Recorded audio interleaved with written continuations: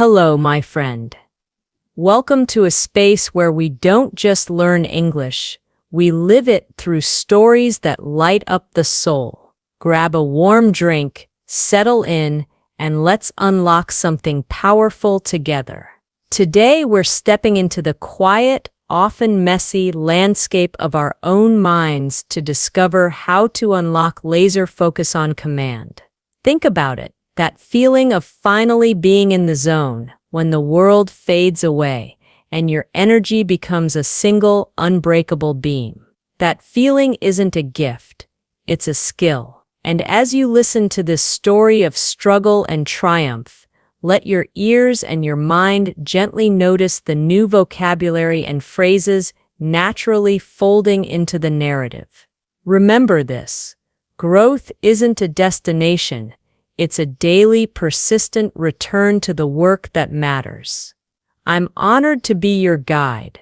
Before we begin, tell me, where in the world are you listening from, and what time is it for you right now? Share your country and time in the comments below. Voiceover. By the end of this journey, you won't just have a few new English words. You'll have practiced your listening comprehension, and more importantly, you'll have a proven mindset shift, a life lesson that will help you reclaim your time and energy. Music swells slightly, becomes more evocative. Voiceover. Our story begins with a man named Elias. Elias wasn't lazy, quite the opposite. He was intelligent, full of potential, and juggling 100 projects. Yet his life felt like a beautiful glass mosaic that had been dropped. All the pieces were there, but they were scattered. He suffered from a constant, low-level mental fog. This is a great phrase, mental fog. It means a state where your thinking is unclear, slow, or confused. Every morning he'd sit at his desk, determined to finally work on his big, ambitious novel. But within minutes his phone would light up, a notification, a distraction, and just like that, the precious thread of his concentration would snap. Voiceover. His calendar was packed, but his progress was zero. He felt an intense sense of burnout, which describes emotional, mental, and physical exhaustion caused by prolonged stress or frustration. His days were spent in a cycle of context switching. Imagine you're trying to build a magnificent sandcastle, but every few minutes, someone asks you to stop and start building a small brick wall instead. You constantly switch from one task to another, never allowing your energy to flow deeply into the main project. Elias was constantly switching between checking emails, scrolling news headlines, and trying to write. He was busy, but he wasn't productive. There is a massive difference. Voiceover. One particularly frustrating afternoon, Elias threw his pen across the room. He felt a deep sense of self-reproach. That's the feeling of blaming or criticizing yourself. Why can't I just focus? He silently pleaded. He saw his dream, the finished novel, drifting further away, like a boat without a rudder. He knew he was the only one on that boat. This moment of crisis was his turning point. It's often only when the pain of staying the same becomes greater than the fear of change that we finally decide to truly transform. Elias knew he needed a radical shift, a complete recalibration of his entire mental system. He decided to seek out the one person in his life who seemed to possess this mythical laser focus, his old university professor, Dr. Anya Sharma. Dr. Sharma was renowned not just for her knowledge, but for her quiet, almost monastic devotion to her work. She published groundbreaking papers while the rest of the world was still checking their social media. Elias gathered his courage and sent her an email, not asking for career advice, but for the secret to her unshakable attention. His emotional state was a mix of desperation and a tiny spark of hope. He felt like a student standing before a mountain, asking for the map to the summit. He pressed send and waited. The silence from her email was heavy, but what came next would change everything. Music fades to a single held piano note. Voiceover. He was about to learn that focus wasn't about trying harder. It was about creating a sanctuary. A sanctuary that lived not in a place, but in his mind. Dr. Sharma's reply arrived the next morning. It wasn't a long academic essay. It was just 3 short sentences and an invitation to meet at a quiet tea house.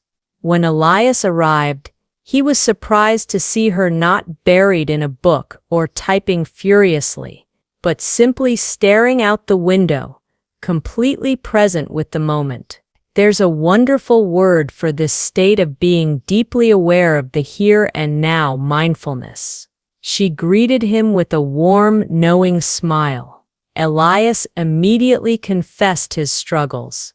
The mental fog, the constant context switching, the paralyzing feeling of self-reproach. Dr. Sharma listened patiently, nodding gently as he spoke. Elias, she finally said, stirring her tea, you are trying to control a storm by simply shouting at it. Focus is not a battle of willpower. It is an ecosystem you must nurture. Voiceover. She explained that true, unshakable attention, the kind of laser focus he admired, was built upon 3 interconnected pillars, each vital to the structure. She called the first pillar the ritual of containment. This is key, she explained. You must learn to fence off your time. The world will always demand your attention, but you must draw a clear boundary. Elias realized that he had let his digital life bleed into his work life, his personal life, and his rest time. He had no boundaries. Dr. Sharma suggested scheduling focus blocks a period of 90 minutes, completely uninterrupted. During this time, the phone is in another room, the email tab is closed, and the door is shut. She emphasized the need to be uncompromising with these blocks. An important phrase here is uncompromising, which means showing an unwillingness to make concessions to others, or in this case, to distractions. You do the hard work first, and then you check your email, not the other way around. Voiceover, the second pillar, was called the power of the single domino. This is a brilliant metaphor. Elias's mistake, she pointed out, was trying to tackle a giant, overwhelming project, like the entire novel, all at once. That leads to procrastination, the act of delaying or postponing something. Instead, she advised him to identify the single domino, the one small crucial task that, if completed, would make everything else easier. For his novel, the single domino wasn't writing a chapter, it was writing the first 3 perfect sentences of the day. This small win builds momentum, a feeling of increasing speed and force that pushes you forward. It removes the need for brute willpower and allows you to slide into the work naturally. By focusing on that one small task, the rest of the task often comes easily. He was learning to overcome the inertia of starting. Voiceover, the final and most unexpected pillar, was the art of strategic rest.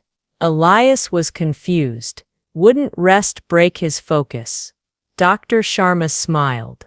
The human brain isn't a machine, Elias, it's a muscle.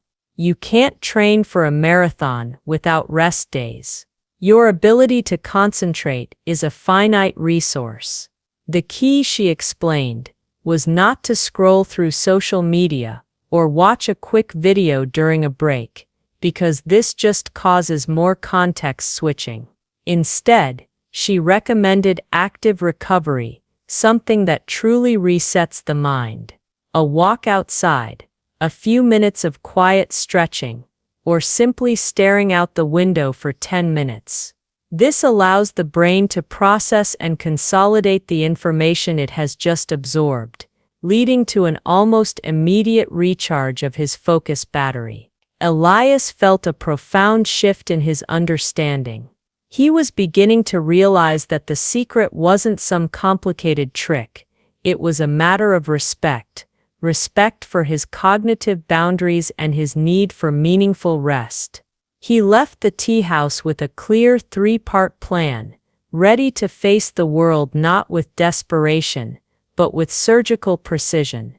He felt a quiet excitement, a sense of agency he hadn't felt in years. He was ready to try his new method, but he knew the greatest challenge wasn't in creating the plan, but in sustaining it. Music becomes quiet and thoughtful. Voiceover, the true test of his resolve, was about to begin, and he wondered if his old habits of distraction were simply too deeply ingrained to change. Elias returned home, and everything looked the same, but for him, the landscape had completely shifted. He could now see his old behaviors. The impulse to check his phone, the endless scrolling, not as personal failures but as learned habits, he could now actively unlearn. Sharma's advice immediately into practice. His first step was establishing his ritual of containment. He declared his workspace a digital-free zones for 90-minute blocks. The simple act of putting his phone in a drawer in another room felt like a major act of rebellion against the chaos of his old life. This act of separation was liberating. Voiceover. Next, he tackled his overwhelming novel, using the power of the single domino. Instead of seeing a mountain, he saw a single carefully placed stone. His one task for the first focus block was to simply describe his main character's morning routine in 3 vivid sentences. He sat down, and for the first time in months, he didn't feel the paralyzing weight of the entire project. He wrote the 3 sentences. They were perfect, and then something extraordinary happened. The momentum took over. He felt himself effortlessly sliding into a state of flow. This is a beautiful English term that describes a mental state where you are fully immersed in an activity. Time seems to disappear, and the action feels easy and joyful. It's the ultimate state of laser focus. Voiceover 90 minutes flew by, like 10. When the timer went off, he felt a slight pang of disappointment that it was over, but also a deep sense of fulfillment. This feeling of fulfillment, a sense of satisfaction derived from developing your abilities, was something he hadn't felt in a long time. He immediately moved to the 3rd pillar, strategic rest. He didn't check his email. He walked out onto his balcony and simply focused on the leaves of a nearby tree swaying in the breeze. He allowed his mind to wander without direction, letting it truly rest. He gave his cognitive resources a chance to recharge. Voiceover. Over the next few weeks, Elias transformed his routine. He wasn't just working, he was mastering his attention. His novel began to take shape, chapter by chapter. The feeling of mental fog was replaced by a sharp, clear sense of purpose. He was still the same intelligent person, but he had learned to channel his energy, like a river diverted from a swamp into a powerful stream. His friends noticed the difference. His energy was calmer, his words were more measured, and he was no longer talking about his potential. He was talking about his progress. He had replaced busyness with efficacy. Voiceover. The true lesson here is that focus is not a constant struggle against the world. It's the intentional design of an inner world where deep work is not just possible, but inevitable. Elias had created a sanctuary for his mind. Music swells to an inspirational, uplifting peak. Voiceover. So what is your single domino today? What one small crucial task will you commit to completing with unshakable attention? Remember the three pillars: containment, the single domino, and strategic rest. Take this story and use it as your map.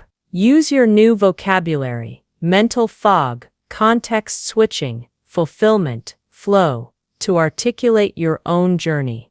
The world is waiting for your focused, powerful self to emerge. Voiceover. If this story helped you learn English and inspired you to take back your focus, please show your support. Hit that like button right now. And if you want more stories that combine cinematic narrative with powerful life lessons and natural English learning, be sure to subscribe and ring the notification bell. You are not just a learner, you are a creator. And I'm here to help you build the life you imagine, one focused moment at a time. Until the next story, be well and keep growing.